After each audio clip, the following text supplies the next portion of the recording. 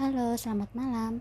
Perkenalkan, nama saya Ananda Rizantia Nurmaulia dari program studi matematika akan mempresentasikan sedikit mengenai proposal skripsi saya yang berjudul Analisis Runtun Waktu untuk Meramalkan Tingkat Kebutuhan Vaksin COVID-19 Wilayah Mataram dengan menggunakan software Minitab. Yang pertama, di sini ada latar belakangnya. Seperti yang kita ketahui bersama kalau COVID-19 ini udah lama muncul, yaitu pada tahun 2019. Yang pertama kali di Wuhan, Tiongkok pada tanggal 31 Desember 2019. Gejala-gejala COVID ini seperti pernafasan akut, demam, batuk, sama sesak nafas juga. COVID-19 ini dapat menyebar melalui kontak fisik dan percikan saat batuk ataupun berbicara. Tidak menyebar melalui udara. Oleh karena itu, banyak sekali usaha yang dilakukan pemerintah untuk memutus tali penyebaran COVID-19 ini seperti social distancing, PSBB, dan juga melakukan lockdown pada daerah yang terinfeksi COVID-19. Banyak perusahaan-perusahaan yang berusaha untuk menemukan vaksin COVID-19 ini hingga pada akhirnya salah satu perusahaan di Cina yaitu Sinovac berhasil membuat vaksin COVID-19 dan menyebarkannya ke beberapa negara, salah satunya Indonesia. Indonesia menerima vaksin dosis sebesar 1,2 juta pada bulan Desember. Pada tanggal 6 Desember 2021, pemerintah Indonesia pun melakukan vaksinasi ke beberapa daerah tapi secara bertahap karena tersedianya vaksin ini terbatas gitu loh. Oleh karena itu saya mencoba untuk meramalkan seberapa banyak kiranya vaksin yang dibutuhkan oleh pemerintah daerah di masa kedepannya dengan cara melakukan analisis runtun waktu dengan metode ARIMA menggunakan Minitab guna mengetahui tingkatan kebutuhan vaksin di masa kedepannya. Nah, selanjutnya kita masuk ke rumusan masalahnya di sini. Bagaimana model runtun waktu yang tepat untuk peramalan tingkatan kebutuhan vaksin COVID-19 wilayah Mataram dengan menggunakan software Minitab? Selanjutnya, berapa jumlah kebutuhan vaksin COVID-19 di wilayah Mataram pada bulan Oktober 2021 sampai dengan Desember 2021 dengan menggunakan software Minitab?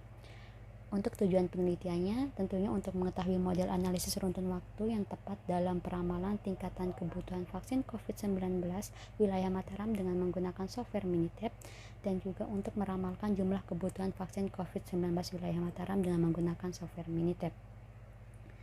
Kita masuk ke manfaat penelitiannya, tentunya banyak sekali. Di sini ada untuk penulis, manfaatnya bagi penulis.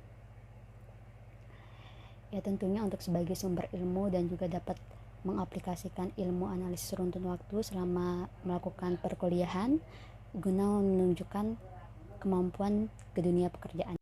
Yang kedua, ada juga manfaatnya untuk jurusan matematika, tentunya agar dapat dijadikan sebagai bahan studi kasus dan juga sebagai bahan bacaan. Selain itu juga ada manfaatnya untuk pemerintah wilayah Mataram.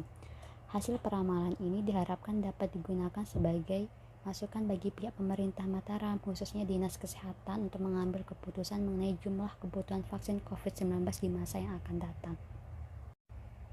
Di sini saya memberikan batasan masalahnya. Penulisan laporan penelitian ini membahas dan mengolah data mengenai jumlah tingkat kebutuhan vaksin COVID-19 di wilayah Mataram. Dengan adanya data tersebut, maka akan dibuat peramalan jumlah kebutuhan vaksin COVID tersebut dan menentukan model analisis runtun waktu yang tepat dengan menggunakan software Minitab. Kita masuk ke landasan teorinya. Di sini ada analisis runtun waktu. Seperti yang telah kita ketahui bersama, kalau analisis runtun waktu itu adalah analisis untuk meramalkan masa depan dengan menggunakan data-data pada masa lalu. Selanjutnya kita masuk ke model ARIMA, model yang digunakan untuk menganalisis data ini. Di sini ada yang pertama ada model AR. Yang pertama ada model AR. Model AR itu adalah model yang menerangkan bahwa variabel dependen dipengaruhi oleh variabel dependen itu sendiri.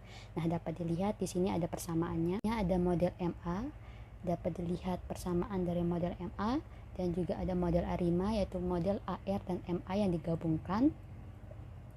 Nah, terbentuklah persamaan model ARIMA sebagai berikut seperti yang terlihat pada slide. Selanjutnya kita masuk ke peramalan.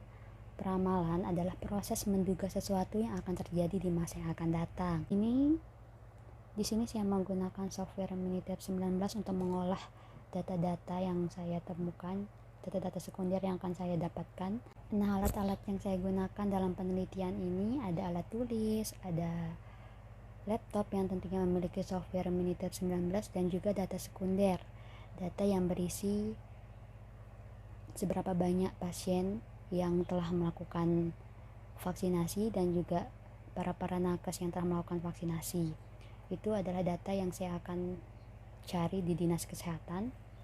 Selanjutnya kita masuk ke metode pengumpulan datanya. Di sini metode yang digunakan dalam penyusunan penelitian ini adalah metode dokumentasi yang digunakan sebagai bahan untuk menambah informasi yang telah diteliti serta dapat memperluas penelitian. Dengan metode dokumentasi, maka dilakukan pengumpulan data jumlah kebutuhan vaksin COVID wilayah Mataram pada bulan Januari sampai dengan Agustus 2021. Selanjutnya kita masuk ke analisis datanya. Di sini ada tahap-tahap dalam menganalisis datanya. Pertama ada kestasioneran data. Data stasioner adalah data yang punya rata-rata dan varians yang konstan sepanjang waktu. Dengan kata lain, data stasioner adalah data yang tidak mengalami kenaikan ataupun penurunan.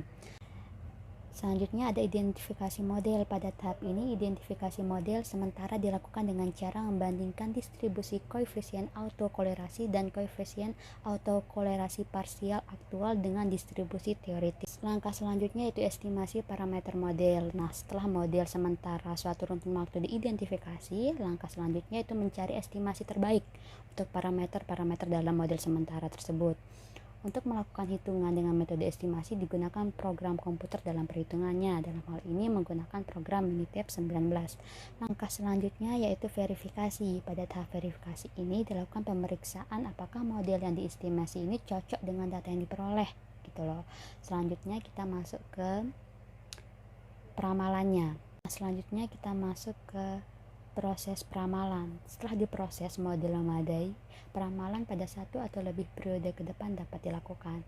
Pemilihan model dalam metode ARIMA dilakukan dengan mengamati distribusi koefisien autokolerasi dan koefisien autokolerasi parsial.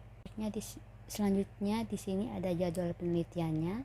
Yang pertama yaitu penyusunan proposal dilakukan pada bulan ini, bulan pertama. Setelah itu penyusunan instrumen penelitian juga dilakukan pada bulan pertama, dan penelitian atau pengumpulan datanya itu dilakukan 1 bulan yaitu pada bulan September di Dinas Kesehatan. Setelah itu kita dapat melakukan analisis data. Nah, di sini mengapa analisis datanya 4 bulan? Karena